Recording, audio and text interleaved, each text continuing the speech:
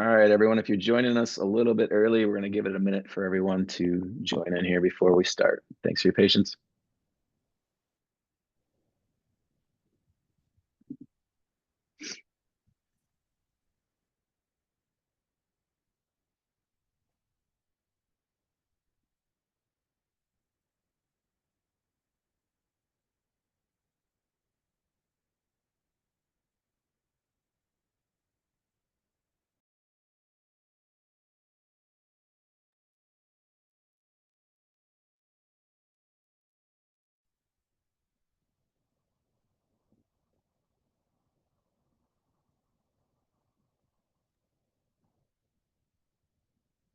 We're just about there. You're so comfortable with just this silence. I'm like dying of anxiety right now. The inner dynamics of the Little Warrior Foundation. Natural introvert right here. Totally comfortable with silence. All right, I think we plateaued there. Let me pull up the slides. And we'll get things kicked off. All right. Hey, everyone. Welcome to our 21st episode of Ewings U, and actually our first episode in 2025. We want to wholeheartedly apologize in advance for the delay, but with our last guest, Dr. Christine Hesk at the NCI, there were several variables that were out of our control, and unfortunately, that episode has been paused indefinitely. Nevertheless, here we are, back March 25, back in action. For those of you that don't know me, I'm Piero Spada. I'll be your host today. I'm also the co-founder of Little Warrior Foundation, and more importantly, father to 14-year-old little warrior Lucy. If you're part of our core contingency, aka the Little Warrior Fight Club, thanks for being here since day one and making this a place for positive change. And if you're new, well, welcome to Ewings U. It's our webinar series where we hear from the leading sarcoma experts and discuss the cutting edge of care and science behind Ewing sarcoma. Today, we'll be hearing from one prominent expert from the Dana-Farber Cancer Institute and Dr. David Shulman. Briefly, Dr. Shulman is a pediatric oncologist and clinical translational researcher at the Dana-Farber Boston Children's Cancer and Blood Disorders Center and an assistant professor of pediatrics at Harvard Medical School. His research focuses on improving outcomes for AYAs with sarcomas through investigation of novel approaches to therapy and circulating tumor DNA as a clinical biomarker. Dr. Shulman is the director of Dana-Farber Cancer Institute's AYA sarcoma program, which is dedicated to improving care for AYAs with sarcomas and fostering collaborative research that spans pediatric and adult oncology. In parallel, he leads clinical studies of novel biomarkers and therapies for patients with Ewing sarcoma. In a retrospective cohort, Dr. Shulman and his collaborators, mainly Dr. Brian Crompton, which you can go back to episode 20 if you want to see more on this technology, first demonstrated that the elevated ctDNA levels at diagnosis were highly prognostic in this patient population. They then validated these early findings in a national prospective study that they developed and led, known as LEOPARD studies, which stands for Liquid Biopsy in Ewing Sarcoma and Osteosarcoma as a prognostic and responsive diagnostic.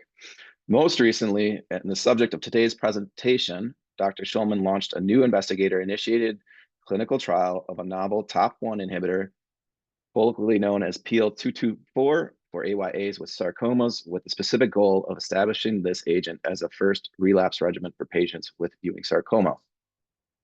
Overall, the ultimate goal of Dr. Shulman's work is to develop risk-stratified therapy for patients with Ewing sarcoma and other related sarcomas designed to improve cure rates and decrease late toxicity of treatment. But before we kick things off with Dr. Shulman, just a quick reminder that Ewings U is a webinar production of the Little Warrior Foundation. We are a national childhood cancer foundation with a laser focus on finding a complete and permanent cure for Ewing sarcoma.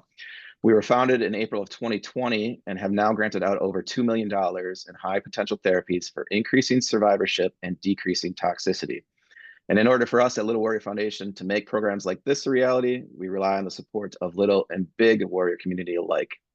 We appreciate all of your support so that we can continue our mission to bulldoze our way towards more effective and less toxic therapies and continue this vital work for kids battling Ewing sarcoma. With that, I'm going to hand it off to my omnipresent co-host, Emily, to introduce herself and touch on a couple of housekeeping items. Hi, everyone. I'm Emily McFadden, one of the co-founders of the foundation. We love having your questions in these sessions, so please use the Q&A function provided by Zoom to ask questions as Dr. Shulman presents, and Piero and I will help facilitate those questions at the end. As a reminder, we can't discuss specific cases or provide direct medical advice in the context of this webinar, but please send away your questions and we'd be happy to get to them.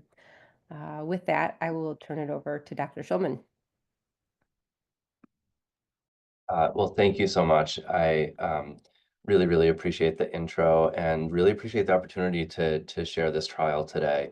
I'm going to share my screen and check that it's projecting properly. Great, I got a thumbs up. Again, I'm David Shulman. I'm a faculty member and pediatric oncologist at Dana-Farber Cancer Institute. I'm really thrilled to share this new clinical trial today that just opened at our center and will hopefully roll out at a couple other centers around the country. This is what we call a phase 1/2 clinical trial, where we evaluate both the safety and correct dosing of a new regimen as well as how effective it is. And it's a novel drug called PEEL-224 that we'll be giving with Vincristine and Temozolomide for adolescents and young adults with relapse and refractory sarcomas, and for which we're particularly interested in for patients with Ewing sarcoma. Just to build a little bit on what Piero said, I at Dana-Farber here have a clinic that's dedicated to young adults with sarcomas. I see mostly patients who are under 40 years of age.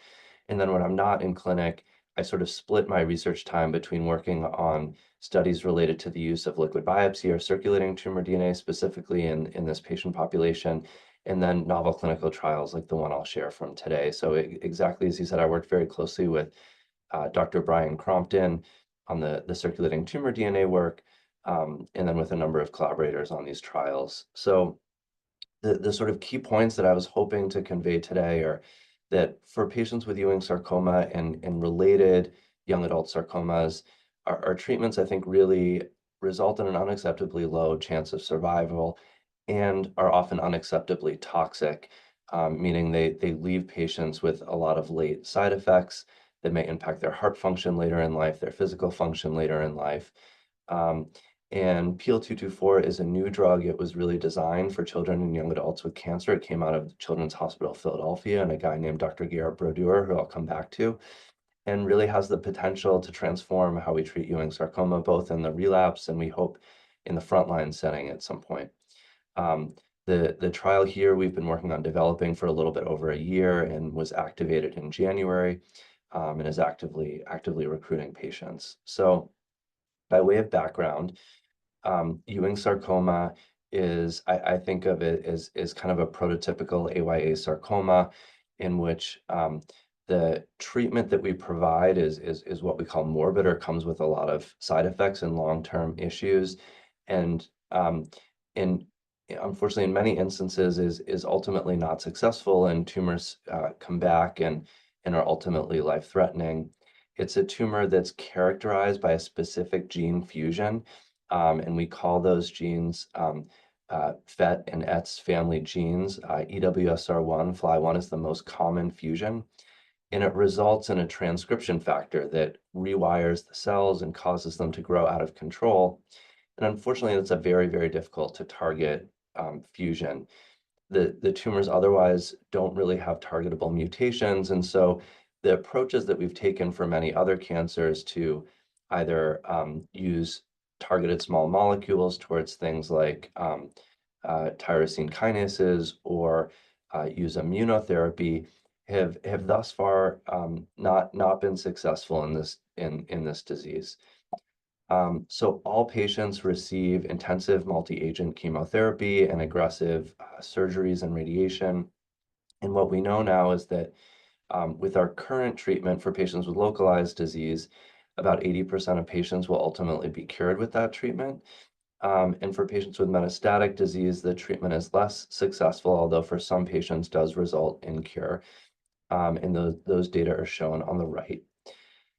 And as we've followed patients now since the 80s and 90s, we know that patients are really left with a significant burden of late effects as they go through life. And most of this data comes from the CCSS studies, or the childhood cancer survivorship studies that originated out of St. Jude, in which they followed patients for many decades after their treatment. And when they followed patients with Ewing sarcoma, we know that patients, as they get further out from treatment, I'm not sure if my mouse projects here, but once you get 25, 30, 35 years out from treatment, your risk of heart issues and your risk of musculoskeletal issues keeps going up and up and up. And this is also true for development of secondary cancers. Some of these things are probably getting better because our supportive care is better. We now use heart protectant medications when we give doxorubicin chemotherapy. I think our orthopedic surgeries have gotten better and better over the years. But nevertheless, we really need to find treatments that are more effective, result in a better chance of cure, and cause fewer late toxicities. This regimen today we're really thinking about is a new relapse regimen for patients with Ewing sarcoma. And I thought sort of contextualizing this with a fictional case study would be helpful to think about what do we think are the potential immediate benefits of this kind of therapy. So for patients today, if Ewing sarcoma comes back, typically the first type of chemotherapy that we offer is an irinotecan-based therapy. This can be different at different centers and with different providers, but that's often what's provided. And so in this fictionalized example, you could imagine there's a 22-year-old previously healthy young male patient who initially was diagnosed with a Ewing sarcoma of the pelvis and metastatic tumors that had gone to the bones. The patient would have initially done standard chemotherapy with vincristine, doxorubicin, cyclophosphamide, alternating with ifosfamide and etoposide. This is pretty standard across the United States and Europe for 6 cycles, and then for local control, in this instance, did radiation therapy with an additional 8 cycles of VDC-IE.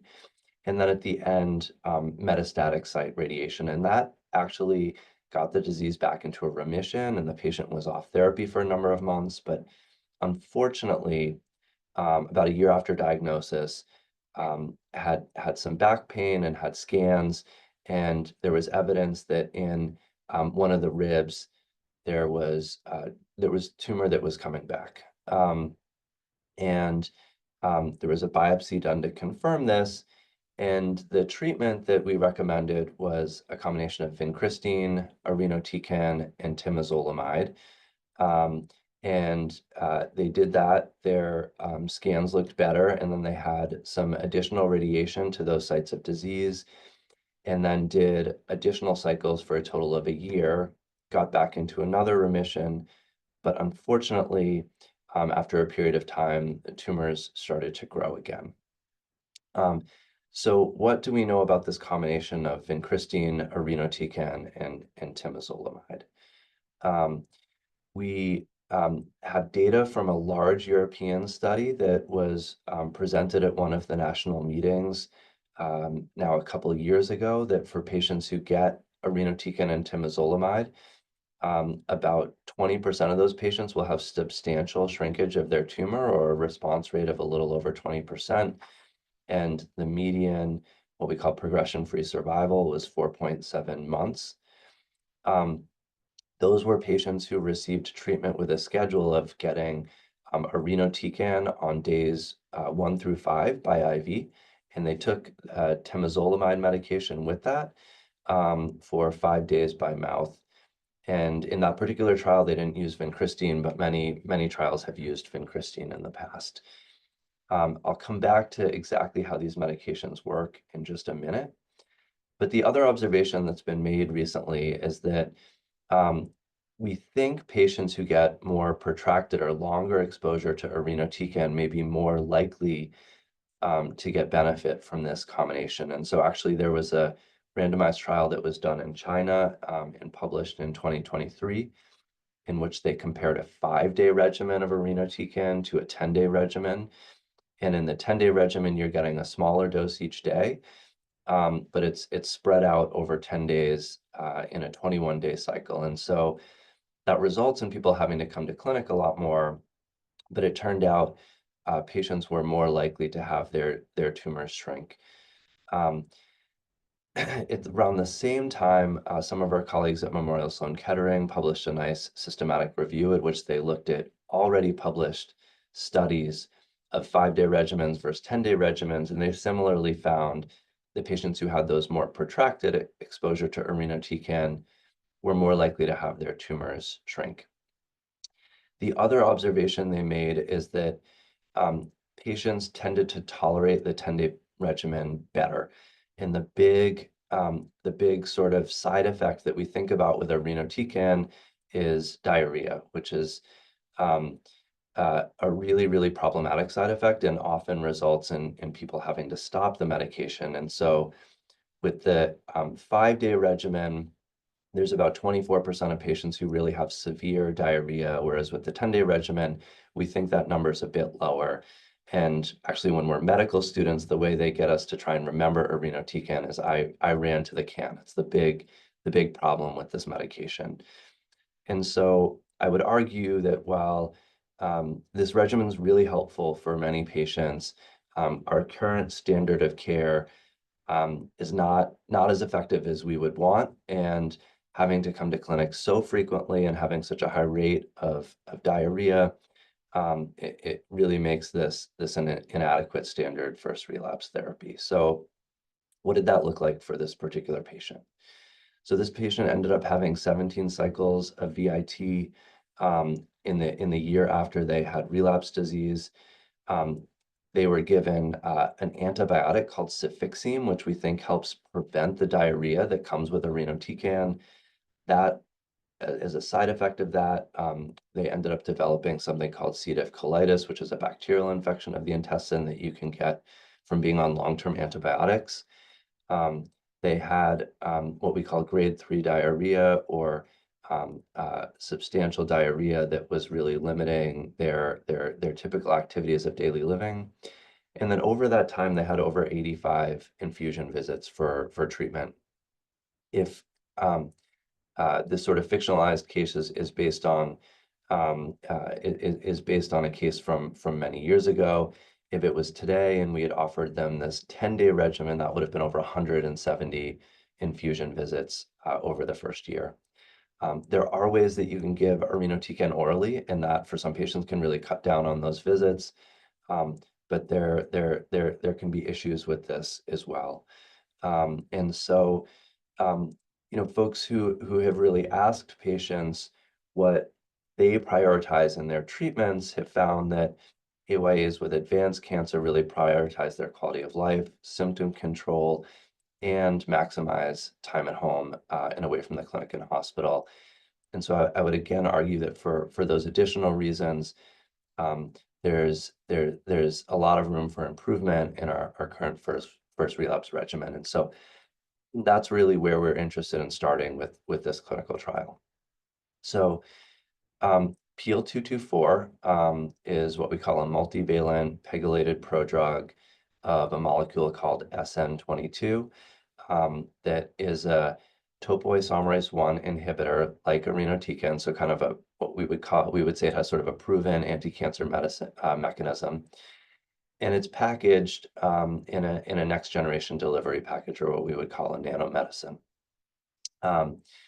This was developed by a guy named Dr. Garrett Brodeur at Children's Hospital of Philadelphia, who spent a lot of his career thinking about how we can improve the treatments we provide to young patients with neuroblastoma. Actually, he did a lot of work on the genomics of neuroblastoma earlier on, and then turned more towards pharmacology and drug development later in his career.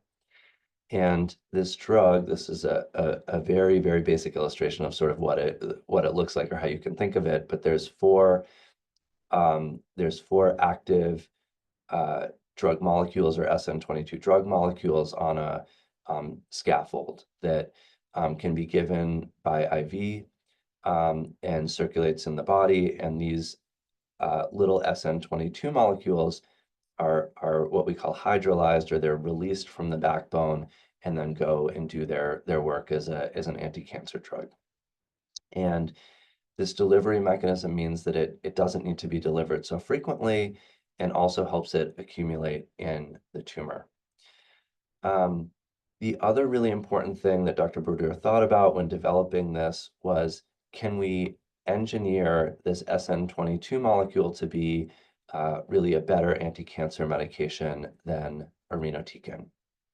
And when they engineered this, they engineered it to overcome some of the shortcomings of what we call SN38, which is the active component of irinotecan. So when you give irinotecan, whether you give it orally or through IV, it goes to the liver. The SN38 is kind of cleaved off, and then that goes around the body and goes to the cancer cells. Unfortunately, what happens when that happens is that very little of the molecule actually makes it to the tumor. And this is an old drug that's been around for a very long time. The new version is designed to be less vulnerable to what we call ABC transporter efflux, and these are little little drug transporters that cancer cells express on their surface and basically just pump the SN38 back out of the cell. It's one of the ways that cancer cells become resistant to therapy. It's not what we call glucuronidated, which is a metabolic transformation of the drug that inactivates it and contributes to the GI toxicity. And it doesn't have what we call anticholinesterase activity. And this is sort of what we call off-target effect of the drug, where it's hitting other normal receptors in the body that cause cramping in the abdomen and cause increased diarrhea. And so for these reasons, the drug is really designed to be more effective in killing tumor cells and much less prone to causing the bad diarrhea that we see with irinotecan. And as I said, the drug does not require activation through the liver, so more of the drug makes it to the tumor, and we only have to give it 1 day a week instead of 5 days a week. To kind of like re-summarize all of that in kind of like what's the head-to-head difference between a drug like irinotecan and this newer drug PEEL-224. So irinotecan has a very short half-life. It needs to be given daily for these tumors, either 5 times every 3 weeks or 10 times every 3 weeks. PEEL-224 has an extended half-life by virtue of the pegylation. Irinotecan has low bioavailability, so relatively little bit of the administered drug is converted into the active SN38 metabolite in the liver. A lot of that gets excreted, a lot of it gets deactivated by glucuronidation, and then you're seeing more exposure here in the liver and the GI tract, and not as much of the drug exposure in the tumor where you want it. It's prone to resistance. Again, not as much as you would want gets to the tumor, and then about 30% of patients have this severe GI toxicity. The last sort of comment I would make is that there's a lot of variability in how different people metabolize irinotecan, and that's because the enzymes that do these liver conversions vary across the population. So there could be one 15-year-old patient who comes in, takes it, has very little GI toxicity, has good benefit from it, and then the next week, a similar looking 17-year-old patient comes in but has very severe diarrhea. And some of that just comes down to slight variations in the enzymes in their liver. Some centers will actually test for this and try and adjust. Many centers don't, but it's certainly a challenge with giving this drug. PEEL is not prone to that kind of variation by virtue of the fact that it's not metabolized through the liver. So as this drug was being developed, it was eventually licensed to a company called PEEL Therapeutics, which was founded by a guy named Josh Shifman, who's a pediatric oncologist himself.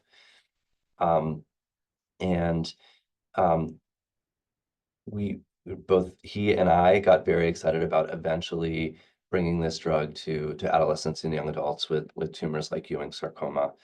At CHOP, they did a number of preclinical studies really related to patients with these types of tumors. So they looked at how is the drug distributed in the animals in which it was tested.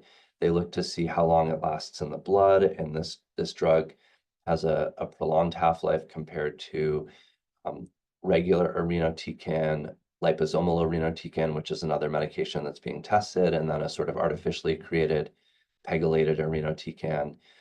But I think most exciting was that the drug really seemed to accumulate in the tumors of mice.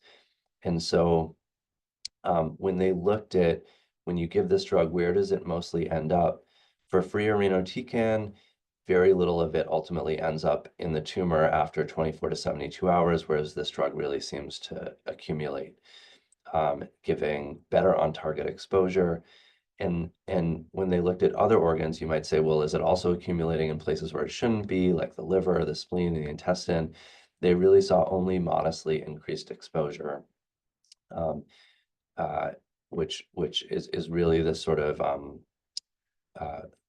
pharmacokinetic properties that we would want to see in a new drug like this.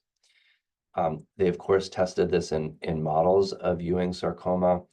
And what they found was that when they compared the drug to regular irinotecan or to no treatment at all, mice who received the PEEL-224 drug had much better survival in 2 different models of Ewing sarcoma. And you can see had pretty quick shrinkage of their tumors, and in most cases, very prolonged control of their tumors. So this drug eventually went on to be studied in what we call an adult phase 1 study, where they did initial dose finding. They started off giving the drug in very low doses to adult patients with advanced solid tumors. Those are mostly advanced carcinomas. And they identified, when you give the drug by itself, what is the right dose to give to a person? What are the side effects that we see? Is it safe? And are we seeing any sort of early signs that it's actually causing tumors to shrink? That study was very mature by kind of early to middle of 2024. And so we used that data to develop the study that I'm telling you about today. The primary objectives of our study are, first, in what we call the phase 1 portion, to identify the recommended phase 2 dose of PEEL-224 when given in combination with 2 other standard agents, vincristine and temozolomide, the same medications we would pair with irinotecan for adolescents and young adults with relapsed or refractory sarcomas. And then 2, in phase 2, to estimate the objective radiographic response rate, or how many patients really have their tumor shrink, specifically for patients with Ewing sarcoma and an analogous tumor with a high unmet need called desmoplastic small round cell tumor, in patients who are treated with what is the right combination dose. So just to sort of map this out, this is a prospective, what we call open label, single arm, non-randomized study. And right now it's open at Dana-Farber. We're aiming to open it at least 2 other centers, maybe more. And we start out with full dose vincristine, full dose temozolomide, but a lower dose of the study drug PEEL-224. And that's because this drug has not yet been given in combination in people. And we know there's going to be some overlapping side effects between the vincristine and temozolomide. And so it's possible that this first dose level we start at is actually the right dose level. And we would enroll up to 15 patients at this dose level and look and see what kind of side effects are we seeing with this combination. Are there any what we call dose-limiting toxicities or side effects from the medications that are so significant we would actually have to pause the treatment? And then there's 2 other possibilities. One possibility is that the initial dose is a little bit lower than we want, and we want to go up to 1 of 2 higher doses. And then the other possibility is that we start off too high. And this definitely happens sometimes with combination studies, because there could be unforeseen overlapping side effects. And in this instance, we have a couple different ways we could decrease the dose. If it turns out that really we think the dose of PEEL-224 is the right dose, but maybe actually the temozolomide medication was a little bit too high. We could decrease just the temozolomide medication. If it seems like we're seeing mostly side effects from the PEEL-224 medication, we have a way to just decrease the PEEL-224. And then if both are really problematic, there's a dose level where both of them could be decreased. This part of the study uses what's called an adaptive design that is really designed to optimize getting quickly to what is the right dose, not having more patients enter the study at what we would call either an ineffective or overly toxic dose, and have a high likelihood of identifying what is really the right dose of the medication to move forward with. And then once we know that, we would move into the phase 2 portion of the trial. And in the phase 2 portion of the trial, we now know the right dose to give. We have a good idea of the side effects we'll see, and we really want to know, does this work for patients specifically with Ewing sarcoma and desmoplastic small round cell tumor. And so there'll be cohorts that are open for patients with both of those diagnoses, and we'll look very specifically to see across the patients who enter those cohorts, how likely was it for their tumor to really substantially shrink. And I'll come back to just in a moment sort of what's the criteria we set to say that's either successful or not successful. We also created an other sarcoma cohort for a couple different reasons. So one, this medication, given that it's a topoisomerase I inhibitor, has the potential to impact patients with a number of different diagnoses. So some of the other types of sarcomas that we think may benefit from this combination treatment include osteosarcoma, rhabdomyosarcoma. There's a more recently recognized group of tumors that we call Ewing-like sarcomas. These are tumors that kind of in the old days, often before we had molecular diagnostics, we would just call Ewing sarcoma, but we've learned they're a little bit different. We want those patients to have the opportunity to join this trial if they have the potential to benefit. The other benefit to having this other sarcoma cohort is that in order to assess tumor shrinkage here, patients have to meet a very specific definition of what we call measurable disease. So you have to have a tumor somewhere that can be measured in a reasonable way that you could follow that up with another scan and say, I know this got either bigger or smaller. Sometimes, particularly if Ewing sarcoma is only in the bones, we're not able to do that. And we say you have what's called evaluable and not measurable disease. And sometimes that can close the door to new drug trials because they require that you have a tumor that can be measured. And so patients in that scenario, they could also enter this other sarcoma cohort. So if there was a patient with Ewing sarcoma who was interested in this but didn't sort of make the traditional definition of having a measurable tumor, they could enter here. There's information about this trial on clinicaltrials.gov that has all of kind of the very specific eligibility criteria, but I'll just put a few notes here. We've tried really hard to be thoughtful about how we set this up. This particular trial will be open to patients who are over 12 years of age and over 40 kilograms and then under 49 years of age. We think this will capture about 90% of patients with relapse Ewing sarcoma. These specific over 12 and over 40 kilograms are specified really by the FDA and allow use of adult dosing. There'll be a separate effort to evaluate this drug in younger patients, but we'll have to start at lower dose levels as monotherapy. Patients have to have had their disease come back after standard therapy. And for phase 1, really anybody with a valuable or a measurable disease and a diagnosis of a sarcoma can join. In phase 2, the Ewing sarcoma cohort again will require measurable disease, a diagnosis of Ewing sarcoma, and confirmation of the Ewing sarcoma fusion. And very similarly for the DSRCT cohort, evidence of the typical DSRCT fusion, which is an EWSR1 WT1 fusion.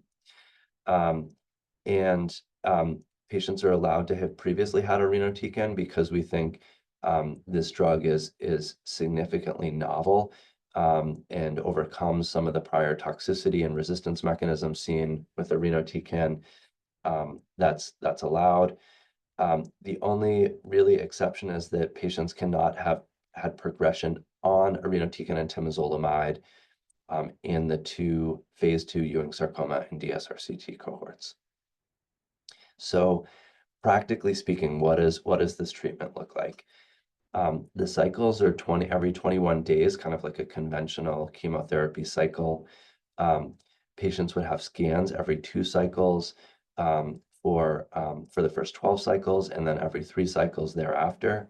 And we will allow patients to stay on the study if they're doing well for up to 34 cycles or 2 years. The irinotecan the vincristine medication is given on day 1 and day 8. And this is given by IV in clinic. The PEEL-224 medication is given on days 1 and 8 in clinic, and it's given over initially an hour and a half and then an hour if it's well tolerated.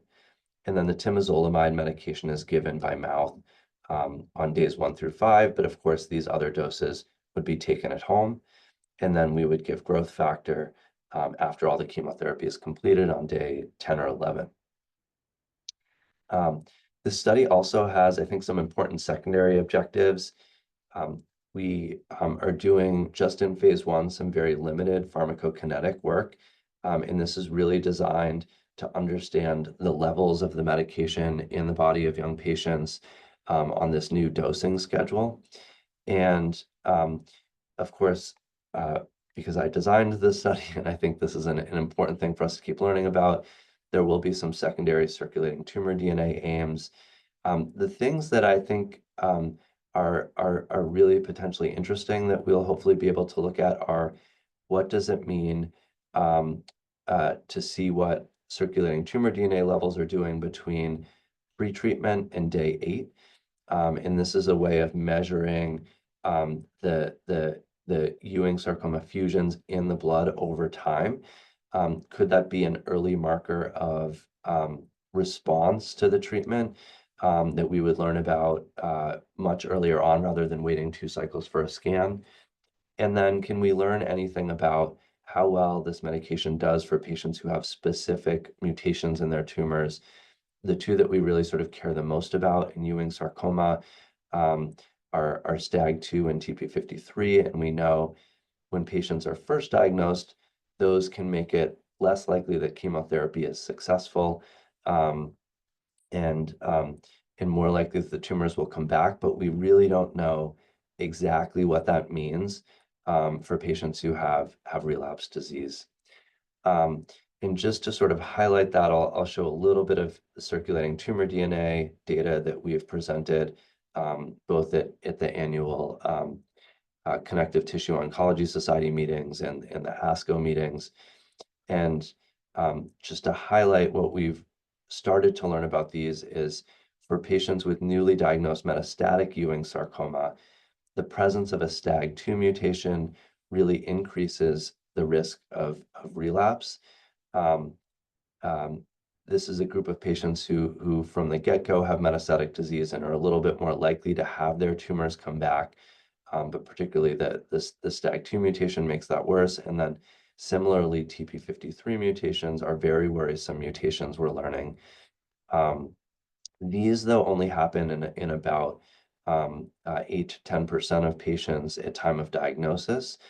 We think probably at relapse, we will see them more commonly, but again, it's unknown, and this trial is an opportunity to learn more about that. And then on the right over here is just an example of, on a recently completed phase 2 trial in Ewing sarcoma, how we've tracked circulating tumor DNA in patients over time.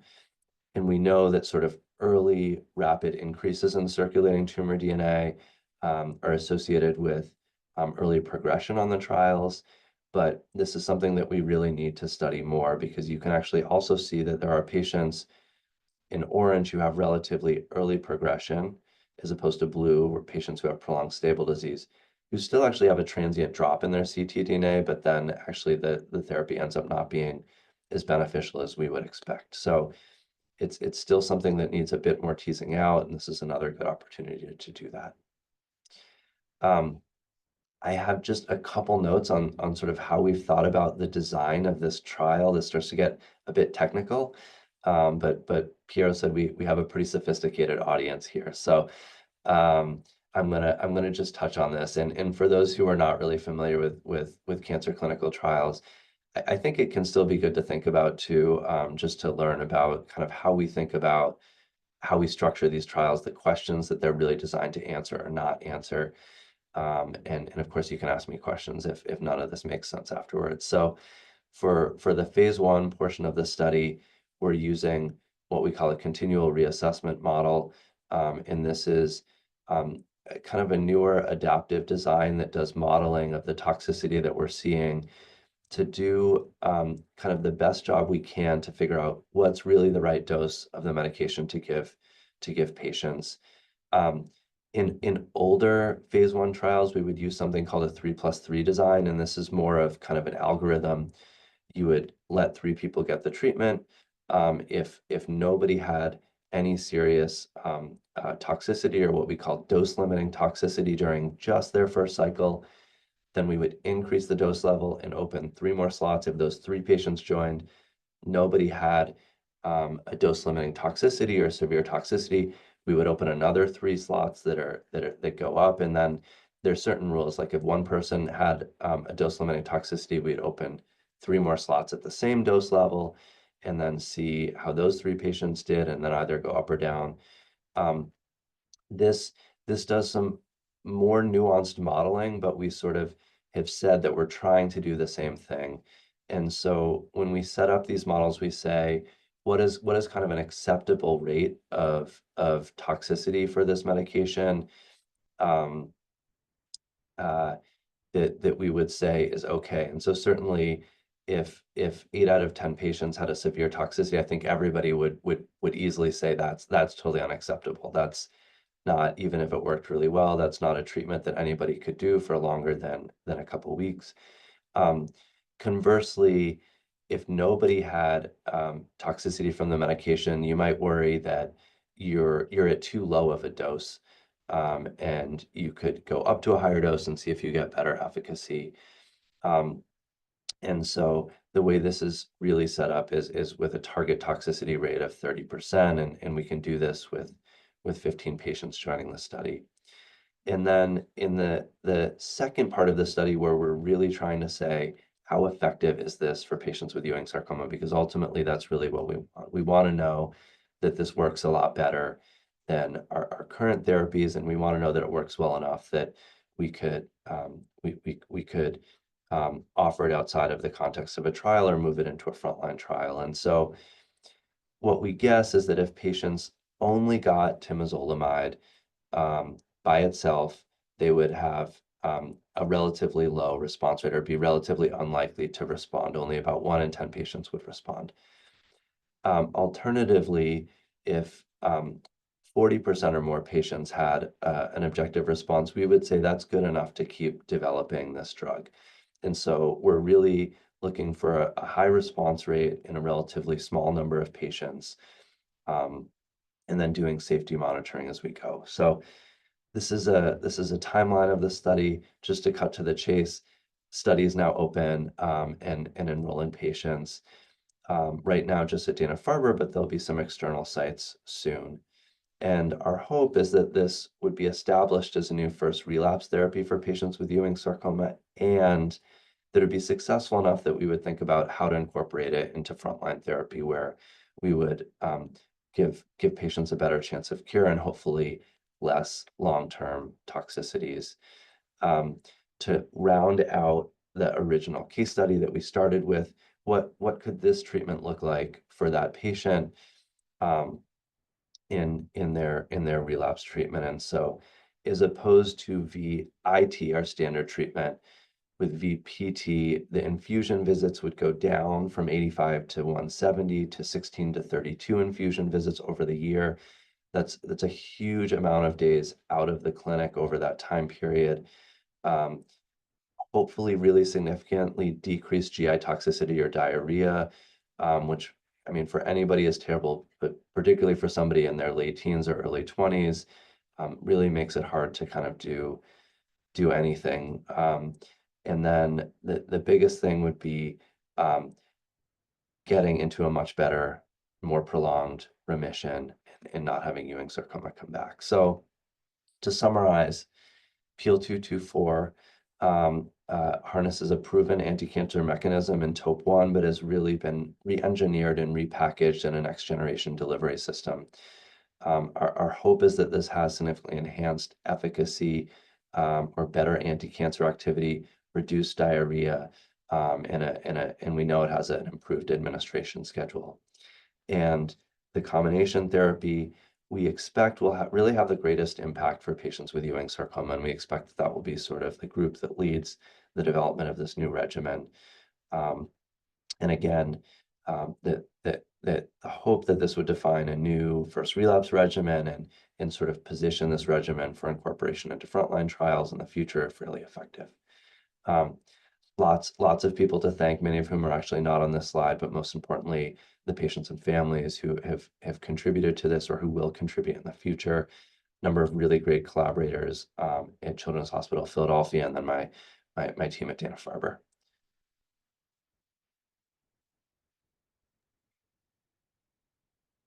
Great. Thank you so much. That was a lot of information, really well conveyed, and interesting and exciting science for sure. We have right now just one active question in the Q&A. This is a record for us. So we know you guys have lots of questions, so please load them up in there. The question we have here are, can patients' regimen be changed from the VIT to this trial despite great disease response and control in order to minimize long-term side effects? That's a really great question. And it's a little bit of a nuanced question. Somebody would just have to meet our standard eligibility criteria of having relapsed or refractory disease, neither evaluable or measurable disease. So there are instances in which somebody may be having significant side effects, still has residual disease on scans, and may be able to switch. There may be other instances where if really that VIT therapy has worked so well that scans really look good and look clear, that might be an instance where that sort of evaluable and measurable disease criteria are not met. So there's certainly some patient-specific things that would need to be thought about there, but potentially. All right, pivoting gears there a little bit, Dr. Shulman, I want to thank you again for presenting and just like the clinical trial design, the inclusivity, and just trying to think about like what patients are actually going to need and how they could enroll on this trial if they want to. It's really well thought out. My question is, you've had this trial open now for several months, and I know we can't speak to the efficacy, but the predicted tolerability and decreased toxicity, can you comment on at all on specifically with GI issues? Are you seeing any of that? Are you seeing decreased toxicity truly like you had predicted? Can you comment on that at all? Yeah. So the trial opened in the end of January, and the first 3 slots filled relatively quickly, and all of the first cycle toxicity data has been completed for that first dose level. I can say generally the medication was very well, or the combination regimen was very well tolerated. We did not see any significant diarrhea, and I think most likely we'll reopen at the next highest dose level. Anecdotally, I can just say that for the adult patients who had this as monotherapy, they saw really minimal diarrhea across many dose levels. And in combination, we don't truly know yet. Oh, we only know the first dose level. Yeah, you're hearing about this very early on in the trial. Yep. Understood. Yeah. Okay. One of my questions. I know irinotecan is used in other types of cancers, specifically GI cancers, where a side effect of terrible diarrhea sounds like it would be problematic. Do you see Peel having, or PEEL-224 specifically, having um, efficacy in other places where irinotecan has been successful in the past? Yeah, I think this is a great question and sort of gets it. It's sort of like the larger drug development strategy. Um, I do think that this drug has real potential to be impactful for patients with GI cancers and pancreatic cancers, where irinotecan is also given as part of combination chemotherapy regimens. And that is one of the paths that the company is pursuing. I have to say they're very interested in our trial as well, given the sort of roots in pediatric oncology. Um, but from my perspective, I really hope that that development continues because I think, it's another path to FDA approval of the drug and making the drug more widely accessible. And so, as we hopefully start to see nice results for patients with Ewing sarcoma, it sort of gives a little bit more security in the availability of the drug going forward. I think there's a number of other potential use cases, like in pediatric oncology as well, which, as I sort of alluded to, there's another um, uh, academic investigator-initiated trial like this one that's more sort of traditionally pediatric focused, and some of those other diagnoses are um, uh, some of the other sarcomas that we see more commonly in young patients, like rhabdomyosarcoma, but also neuroblastoma, Wilms tumor, hepatoblastoma. We know all of these other tumors are responsive to irinotecan, but the patients have similar toxicity issues. So, I think lots of potential avenues in which this could be developed. All right, we got three more questions here that we're going to try to hammer out in the next 7 questions, Dr. Shulman. So the first one is site specific. It's only open at Dana-Farber right now. Can you comment on where and when it's going to open at other sites? Yep. So at a minimum, we're hoping this also opens at Children's Hospital of Philadelphia and UCSF. I think that'll be a couple months before that happens. There may be one or two additional sort of geographically uh, disparate sites because we want to try and improve access as much as we can. But those haven't quite been finalized yet. Okay, thanks. Okay. Yeah. Question came in about vincristine. If someone has had can't tolerate vincristine, would they be eligible for the trial? Um, that would that would also be sort of a patient-specific question. Okay. Yeah, I think if somebody just said I can't get vincristine, then it would be hard to enroll and get set up to Right. get the regimen. Um, the trial does include criteria that if somebody was having side effects from vincristine, like a neuropathy, that the vincristine dose would be decreased or removed. Um, it is true that we think about the PEEL-224 and the temozolomide as being kind of the most active two of the three drugs, but vincristine is an active agent, and we wanted to really give this the best shot of success. So. And then pivoting gears here, how do you compare this to another similar drug, Onivide? Presumably comparing Like PEEL-224 to Yeah, liposome. I think this person's asking about liposomal irinotecan. yeah. Yeah. So I think at face value, they sound similar. They're a topoisomerase I inhibitor with a more prolonged half-life. I think about PEEL-224 though as being pretty different, and we saw that in a lot of the preclinical data in Ewing sarcoma. There's also preclinical data in rhabdomyosarcoma and neuroblastoma that I didn't share. And the reason for that is because liposomal irinotecan is really just repackaged SN38. So it still has to go through those metabolic steps in the liver. It still causes the same GI toxicity. For some patients, it can actually cause worse GI toxicity because of the prolonged half-life. Whereas PEEL-224, they've re-engineered the active agent to not have that GI toxicity, to not have the same vulnerability to resistance. And so I really think about it as a pretty pretty different drug. There are also some trials out there of Onivide, and I am really excited just to see how those do as well, because I think, you know, whatever agents we can find that work in this situation is great. But I don't sort of think about them as interchangeable, if that makes sense. Yep, it does.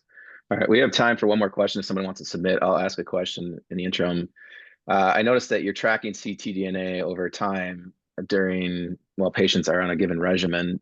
Where do you think we're headed in terms of, like, if you see ctDNA levels creeping up over time and you know that's correlated to tumor burden, do you think it'll change the way we treat patients into pivoting to something else sooner rather than later? Are we there yet? Do we need more data? Where are we at? Yeah. So I don't think we're there yet. But I do hope that it could make us smarter about how to give both frontline and relapse regimens. I think, you know, right now we use relatively blunt tools to decide whether or not a treatment is working or not working. Um, I don't think we're gonna like get to a point where we're not using scans to monitor tumors, but it may be that circulating tumor DNA really augments how we're using scans. And particularly in Ewing sarcoma, where we have a fusion that's a disease-defining fusion that we can follow, that's always going to be present in the tumor cells. I am hopeful that we would get to a point where it could help us make an earlier assessment of whether or not a treatment is really working, and then be able to sort of pivot more nimbly to something else if that's needed, or have early reassurance that the treatment is working the way we want it to, and that we can feel confident, you know, moving forward to those scans that are 6 or 8 weeks away. But there are definitely nuances to this, and I tried to sort of allude to that in the last phase 2 study that we ran, is that we sometimes even do see little dips in patients who ultimately don't have as much benefit as we would want. So Right. we still need to learn more. Cool. Fair enough. Emily, were there any other questions that trickled in? I didn't look at the Q&A. Just want to make sure. Nothing else came through. All right. Well, let's bring this one to a close, almost on the hour, on the minute there. Thank you so much, Dr. Shulman, for sharing your time today and this clinical trial. And honestly, from the greater Ewing sarcoma community, thank you for all that you do on making our kids' lives a priority in your work. Thanks to Emmy for being my co-host as always, and thanks to our viewers for being here.